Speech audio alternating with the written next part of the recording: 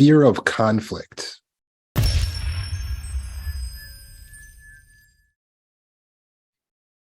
Fear of conflict. So Dave wrote this. He says, I had emotionally immature parents, so it's hard for me to set boundaries. I didn't think I had the right to express my opinion. Deborah wrote this. She said, if I spoke up or expressed myself, I would be screamed at or beaten. I am afraid of authority now, and I'm afraid of confrontation. It has crippled my development in life.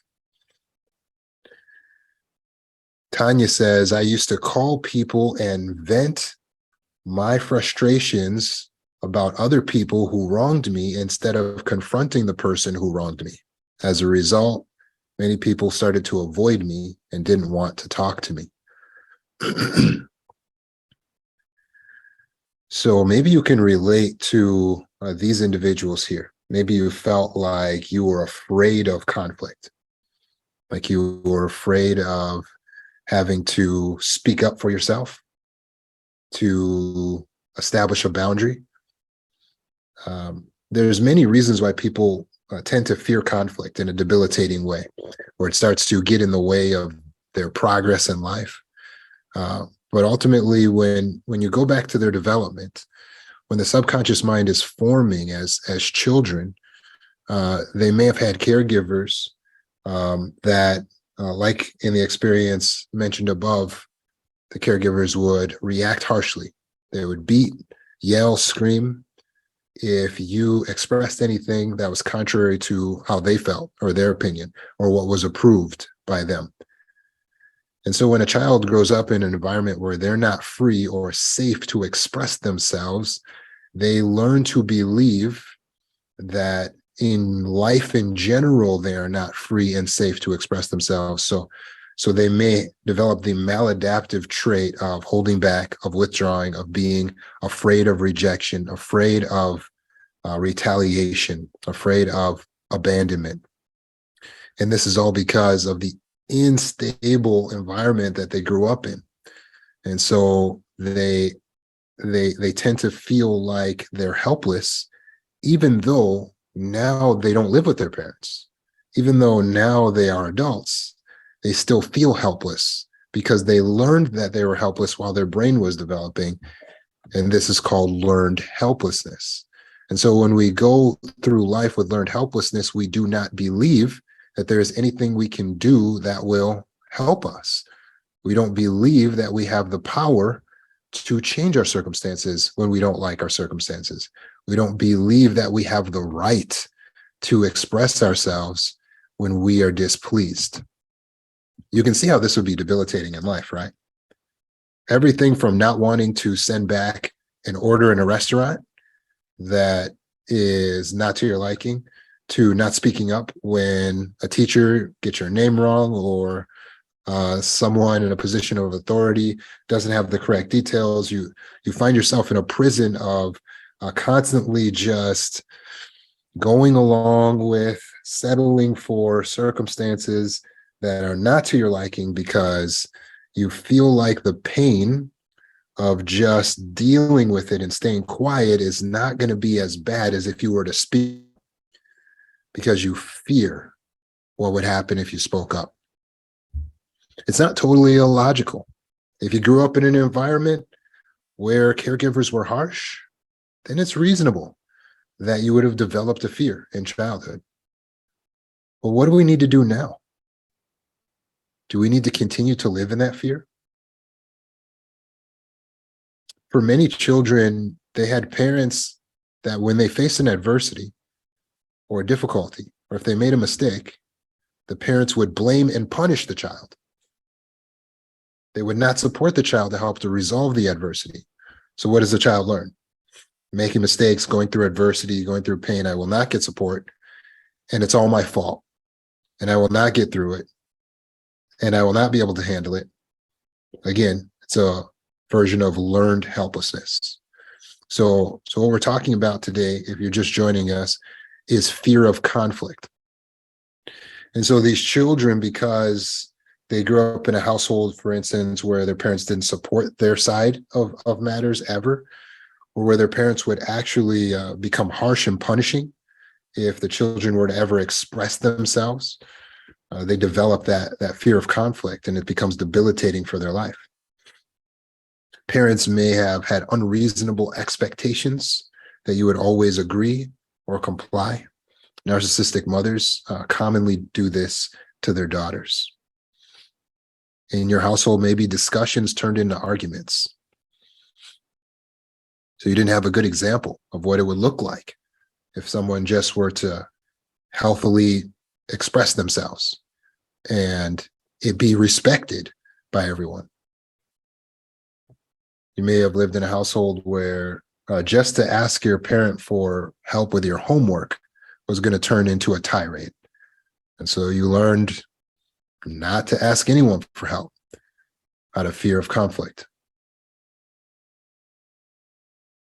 So if we're going to address this concept of the fear of conflict, and if you want to solve your fear of conflict, you have to go deep into what's really happening there.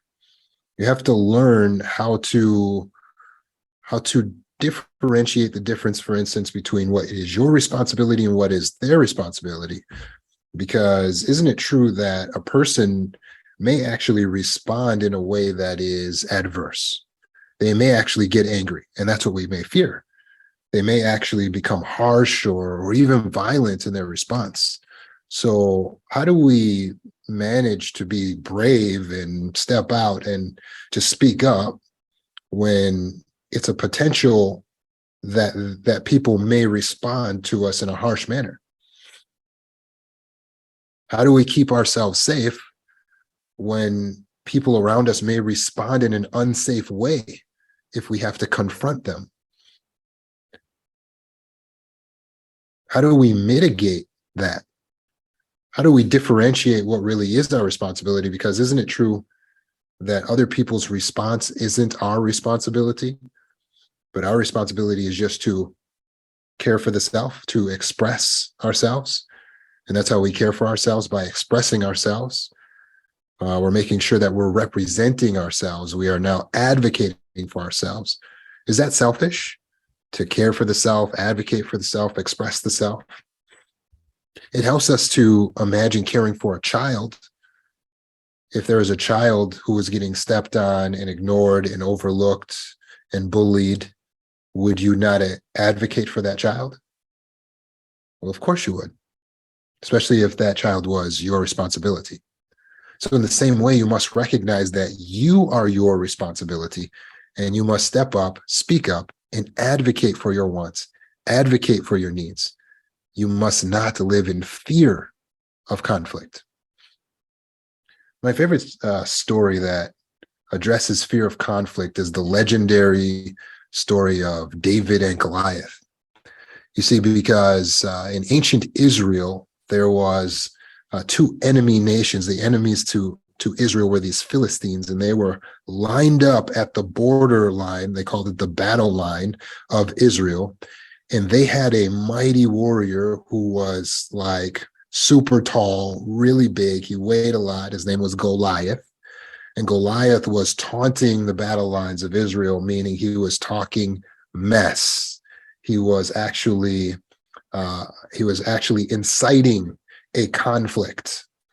And he was saying, go ahead and bring out your best warrior against me, and I'll decimate him to show that our nation is superior to yours. And this was fear-inspiring because of Goliath's size to the Israelite army, who was standing there on their side of the border, terrified. No one wanted to go up to face Goliath. No one, that is, except David. But you see, this was problematic because David was not a soldier.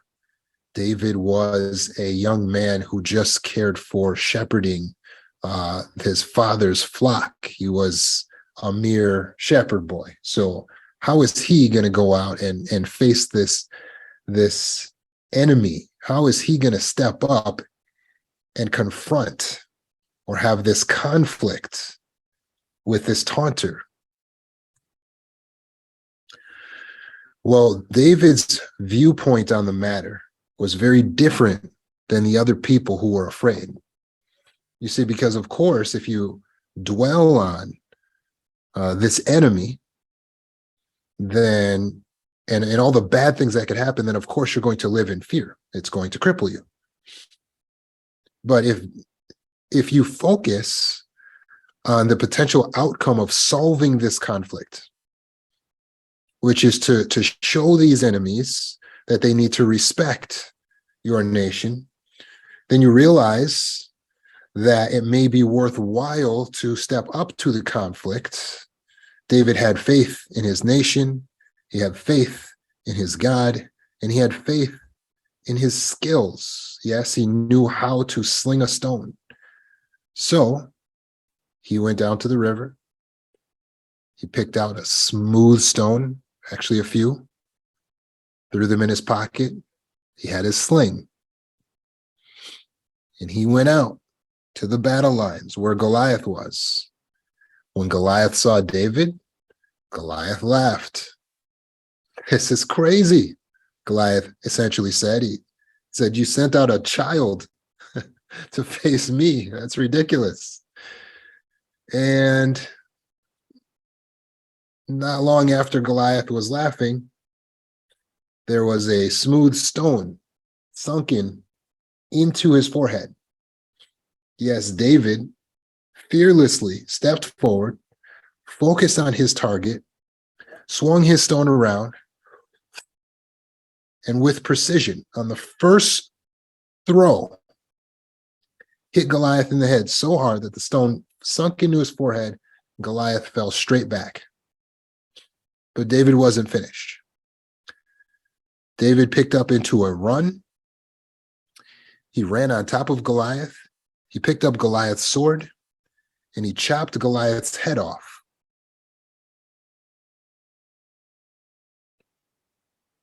When he looked up at the enemy nation of the Philistines, and they looked at him, the entire army started running.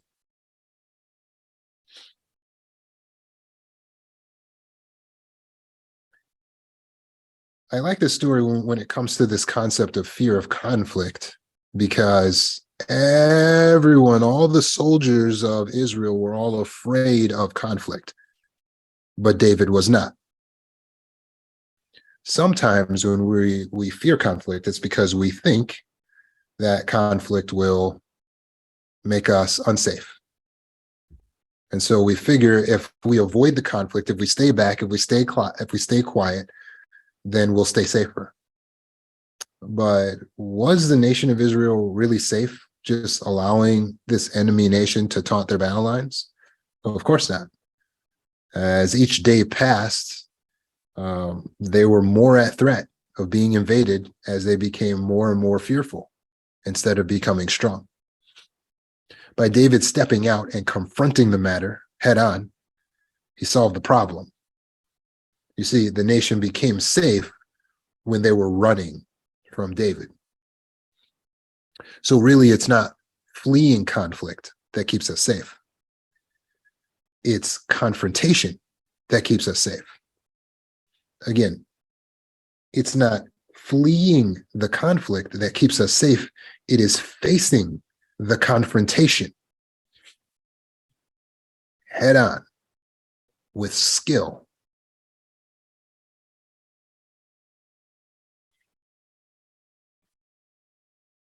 So how can I do that in my life? How do we apply that type of bravery in our lives today? I mean, are we supposed to expect to have some sort of miracle? Well, David relied on what he knew. You see, before he went out there, the king offered him a sword, offered him a shield, but David didn't want that. He wanted the sling and the stone because he knew how to handle the sling and the stone. He had skill. Likewise, it helps when we confront conflict with some skill. What sort of skill do we need? Assertiveness, good boundaries, social skills, emotional intelligence. Can you see how in some of the situations where you are afraid to face conflict or confrontation, you would do well to employ skillful assertiveness. Can you see how having strong boundaries, assertiveness, emotional intelligence can help you to be able to face your conflicts and to be able to conquer? It's true that we don't know how people are going to respond to us when we step out, but we have to take the focus off of their response, off of all of the bad possible things that can happen. We need to put the focus on our capability, like David did. He knew what he was capable of, and he relied on that and his faith to handle the job, to get the job done. Likewise, if we are fearing conflict, we can be holding back, allowing situations to get worse and worse over time. And again, we think that we're staying safe because we feel afraid, but in reality, situations get worse when we don't handle them, right? People cannot be expected to take care of us, or rather give us what we need from them if we don't communicate clearly. And there is no communication without confrontation. To confront people is not a bad thing, it's a good thing. It is the way to stay safe. So we need to address three things if we want to learn how to break free of our fear of confrontation. Because I'm telling you right now, if you fear confrontation to the point where you allow it to debilitate your life, it in itself is mental illness. It's not healthy. It's not helping you. It's hurting you. When we learn to have skillful ability to face confrontation, to assert ourselves, and we don't fear the confrontation, but we embrace the fact that confrontation is just a part of life, then we open up so many more opportunities for ourselves. So the three things we're going to address is the beliefs, the bias, and the behavior. You see, if our beliefs around confrontation are maladaptive beliefs, such as, well, avoiding confrontation keeps me safe, a conflict is bad, I don't have the authority, I'm not worthy, I'm not good enough, those maladaptive beliefs lead us into maladaptive ways of thinking, such as, well, I got to figure out a way to avoid the conflict. How can I keep them from getting angry? I need to control or manage their emotions. How can I appease these people? I tend to lose in conflicts. Maladaptive ways of thinking like that then lead to maladaptive behaviors, such as holding back, not speaking up, blowing up because we held back too long, letting situations get out of hand, ghosting, running away. But what are the healthy actions? Well, all the opposite of that. Not running away, confronting situations head on, not ghosting people, but having difficult conversations, speaking up, maintaining our cool, not blowing up, not losing our temper, managing our emotions, not holding back.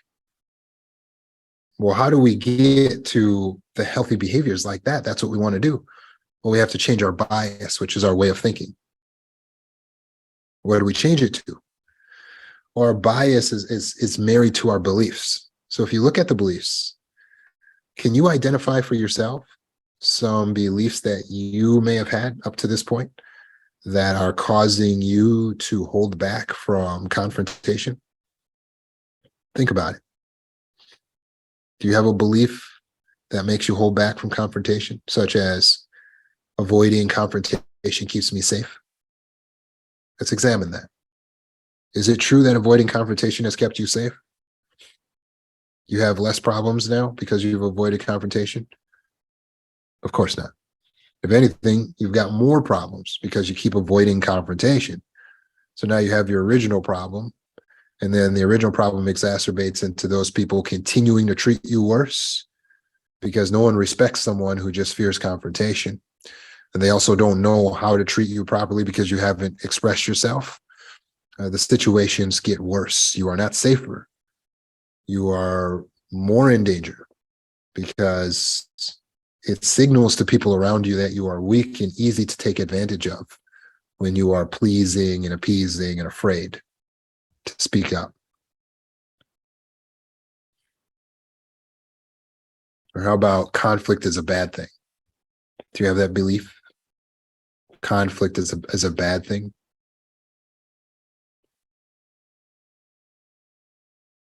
So how do we change that belief? What's a more healthy belief around conflict? How about conflict is inevitable? How about conflict is a natural, healthy part of life? How about if we have the proper skills, conflict doesn't have to be bad at all. It can actually be good. Right? Confrontation doesn't have to be negative. Right? Sometimes you need to confront someone, and it doesn't have to be a bad thing. You're just letting them know what you need from them. It's communication. Confrontation is communication. It doesn't have to be a bad thing. Let's change our thinking from conflict is a bad thing to conflict doesn't have to be a bad thing if we handle it skillfully. Does it mean that we should yell at people and not care about their feelings? No, we would never try to hurt someone. But you see, we don't need to prioritize their feelings so much and be so afraid of how they might feel that we miss out on the opportunity to have an important adult conversation. So let us view conflict as a good thing. Conflict is a potential, confrontation is a potential to work things out. A lot of good things can come from confrontation. We can come to agreements. We can come to understanding. People come to respect us through confrontation. Don't fear confrontation. You don't have to seek confrontation. But when it comes time, recognize that it's time for a confrontation and step up and handle business like David did. Just step up and handle business like David did. Have faith. Develop the skills of assertiveness. If you want help in developing the assertiveness skills, you can reference the chapter called Relationship Tools in my book. There you learn the EAR, the EAR technique. It teaches you how to evade, assert, and repeat. When you have a simple tool like that, you don't have to be afraid that you're going to be looped into an argument, because the evade technique shows you how to avoid ever being looped into an argument. You don't have to argue with anyone. That's not what confrontation is all about. Confrontation is about having a healthy discussion. It's about expressing oneself, which is where assertion comes in. When you learn the skills of assertion, which you can learn from that book, then you don't have to be afraid that you're going to hurt them or afraid that they're going to hate you and reject you. Generally, when you're dealing with a healthy person, that just doesn't happen.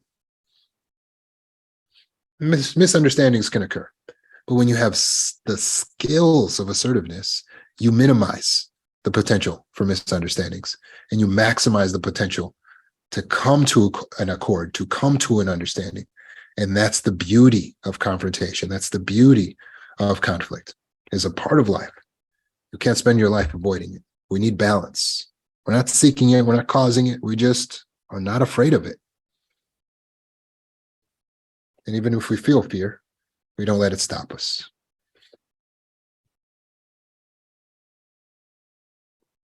So if your bias is, how can I avoid conflict? Like your way of thinking is like always trying to avoid the conflict, switch that. And ask yourself, how can I look for opportunities to utilize these skills that I've developed through reading the book that Roman wrote, or watching the videos, or going to these live sessions? How can I look for an opportunity to utilize these skills? Change the way that you think. Look for the opportunity. Be excited. to employ your assertiveness, to assert your boundaries. Look forward to it. Don't be naive to how people may respond. Sometimes they will respond adversely, especially if they're boundary crossers, especially if they're narcissists. You already know that's not going to go. It's not going to go well. But what happens when we express our boundaries? We fear the rejection, but isn't it true that the rejection is a good thing if the person is a narcissist, an abuser? Isn't it true that the rejection is a good thing if the person is someone who we actually don't want in our life? Confrontation and expression of boundaries and assertiveness is what keeps these people out of your life. That's how we push these people out. You've wondered your whole life, why do I attract all of these abusers all the time? It's because of your fear of conflict. I repeat, the reason that you've attracted abuser after abuser after abuser is because of your fear of rejection, of conflict. You're afraid that if you speak up, you're going to lose them. If you stop being afraid of losing people that you don't even like anyway, you'll lose the people you don't like. And that's a good thing. So rejection bad? No. Rejection, a part of life. And it's a good thing. It's healthy. It can help us to get rid of the people we don't want, the people we don't like, or the people that are harming us. What if we have the mindset that we're concerned that someone's going to get angry, so we're thinking, how do I avoid making this person upset? How do I avoid making this person upset? You got to change that way of thinking. Very simple. His feelings are not my primary responsibility. That's simple. It's his responsibility to manage his feelings. It's my responsibility to manage mine. And a part of managing mine sometimes is expressing when something bothers me. It's that simple. Don't be concerned about how they're going to respond overly much. Anticipate what it might be realistic, and then follow through with your responsibility, which is to assert, to express yourself.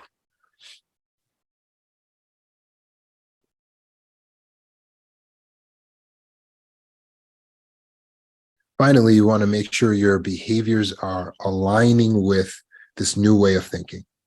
So you want to hold your reactions for 7 seconds. That's the first behavior you want to adopt. So I can walk up to someone into a conflict. Hey, Thomas, I noticed that every time you borrow my car, you leave it messy. Thomas says, what? That wasn't my fault. That was Linda. Linda did that. Before I react, just 7 seconds. Yeah, well, Thomas, it's my responsibility to let you know if something's bothering me. So I'm just letting you know because I don't want you to not be able to borrow the car anymore. I liked sharing. It's just that it's been left messy. So I'm just bringing it to your attention. Yeah, well, like I said, that's not me. That's Linda. I don't know why you always trying to blame people for things. Like the other day, you left out my scooter thing that you borrowed, and you left it out, and you didn't even put it back. And did I come at you about it? Actually, I'm not here to talk to you about the scooter. I just wanted to let you know about the mess that was in the car. And I wanted to express that it's a concern for me, to empower you with that knowledge, make you aware. Okay, is that all? That's absolutely it. Okay, well, thank you. I appreciate it. I appreciate you not losing your temper too, man. I've been having a bad day, and I guess I kind of overreacted. No worries. Talk to you soon. Bam. You jumped in, you handled the confrontation, you handled the conflict. You can go you can go in your room, close the door. Oh my God, that was so scary. Yeah. But you know what? Handled it like a boss, like a king or a queen. And that's how you're supposed to handle it, isn't it? Because you are a king and a queen, aren't you? Absolutely. You are the sovereign ruler of your little nation. View yourself as a nation. You have to protect your resources. You got to speak up for what you need, for what you want. Don't be afraid of the conflict. Speak up. You go to your boss. Hey, Mr. Anderson, can I talk to you for a second? Yeah, come on in. What's the problem, Roman? I really love working for you. It's just, I noticed that it's been 6 years and I haven't gotten a raise yet. And I want to know what it is I'm doing that's causing you to overlook me for getting a raise. Oh, Roman, to be honest, you're not doing anything wrong. I didn't even realize it's been that long. I'll talk to HR and we'll see what we can do for you. Thank you so much. Like I said, I love working for you, and I just want everyone to be comfortable, and this would be something to make me feel secure here. Oh yeah, of course, Roman. We love having you too. I'll get back to you very shortly on that. Thank you so much, Mr. Anderson. Bam, take care of business. Get in there, handle business. What happens when we don't speak up? Do we get the raise? No. You get used, abused, taken advantage of, overlooked. What happens when we do speak up? Do we get the raise? Maybe. Maybe not. But the other thing had a guarantee. It guaranteed that we don't get what we want. We get used, abused, and that hurts our mental health and that hurts our emotional stability and well-being. At least when I speak up, I've now opened up the possibility that I get what I want, which is going to be good for my mental health and my stability and my well-being. It is going to be good for me to make more money doing what I'm already doing. You see how I had to speak up for Roman. It's my job. I had to advocate for this inner child. It's my job. It's my responsibility. Was I afraid of what Mr. Anderson could do? Well, I didn't know what he was going to do. But notice how I used skills. I came in, I offered him a compliment. Hey, Mr. Anderson, I like working here. I'm wondering, what is it that I'm doing wrong? That was skillful assertiveness. Did you catch all that? I didn't say, hey, what's the deal here? Why did I get a raise after I had a few drinks at Chili's? That's not skillful assertiveness. No, I came in and I gave it to him in such a way where it was easy for him to take as a man of authority. I said, hey, is this my fault, Mr. Anderson? You see how skillful, how respectful that was? Where I really put him in the position for success. I can't control his emotions, but you see how I primed it for his own emotional success, the chances that he would be able to handle it better for me to ask if it was my fault. He's naturally going to respond and say, hey, no, this is not your fault. It is my fault. But if I walk in and say, hey, it's your fault, he's going to say, it's not my fault. Use skills. You're smart enough to understand this. It's psychology. So we use the skills. Where do we learn skills like this? Trauma healing course. $40 a month. It's on the website. Or you get the book. The book's like what? $20? Let's say it's $30. Then you have it for the rest of your life. The skills are there. Go on YouTube, type in assertiveness. There's a hidden gem on YouTube. It's called End, Fight, Flight, Freeze. There's a hidden assertiveness training in that video where we're doing role play. It's called End, Fight, Flight, Freeze. Roman Zanoni. It's on YouTube. It's fantastic. You learn these skills. So develop the skills and then go out and look for the opportunity to use them. What will be the results? Well, sometimes you'll get really good results. Like raises and things getting done and not getting in trouble and good relationships. Sometimes you'll get results that don't seem good at first, but are good in the long run, like people abandoning you and rejecting you and getting angry at you. Why is that good in the long run? Because then they expose that they were a narcissist. Then they expose that they were unhealthy, unhealed. They were toxic individuals in your life. And now you realize what they are when you keep holding back from expressing yourself. You don't know what they truly are. So don't hold back. Express yourself. Let them expose their true nature. And as a result, you're going to get things done. You're going to handle things, and it is going to keep you safe. Step up to your adversities and your adversaries. And they may run like the Philistines did from David.